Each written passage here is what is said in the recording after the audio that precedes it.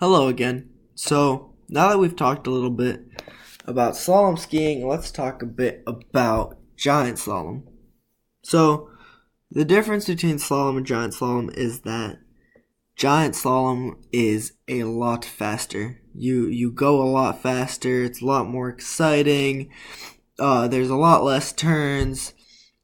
It's a lot more gripping is a good word to use.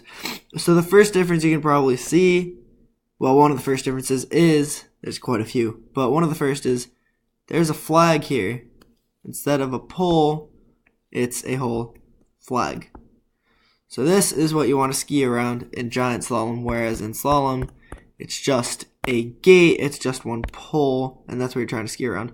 So let's pretend we're drawing a GS course here. It's the same business, red to blue.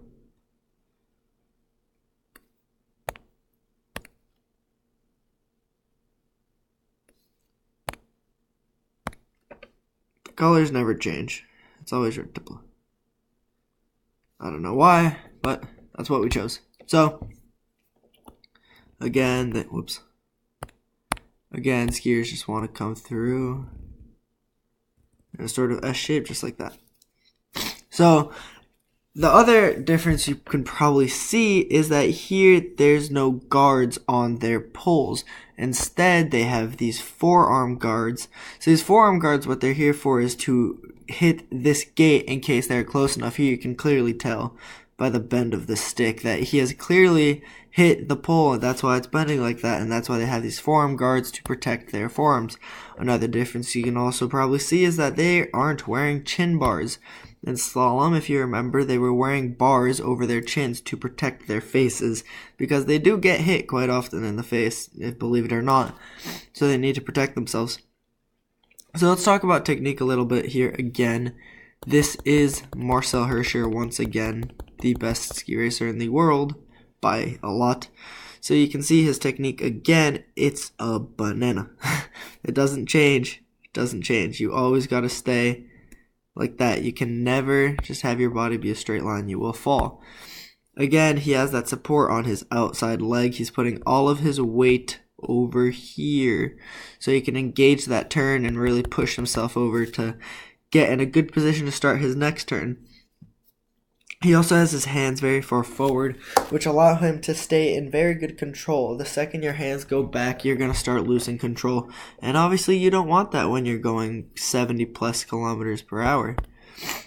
And it's really cool to see it. So in order to go fast, normally you don't want any snow to be spraying here. But sometimes, obviously, people are going to have to spray some snow. Believe it or not, sometimes skiers do a tactical slow down in the middle of a race because they might be going too fast to make the next turn. It's really exciting, especially in giant slalom. If we look at some pictures, a few more. Here's another picture of Marcel Hirscher, another picture from the Olympics. He's just such a strong guy. You can see his technique is super solid. If we go over here, you can see his forearm guard being put to work. You can see his forearm guard hitting the gate right there, so that's why they have that. You can see again, this is a really smooth turn. There's hardly any snow coming up. You can tell it's a really fast turn. And he's just up on his edges. I mean, he's going really fast here. You can just see it by his technique. So giant slalom is pretty basic. There's not a whole lot to think about. Just go from gate to gate. It's a lot faster. That's about it. So thanks again for watching the video. And I'll see you in the close future.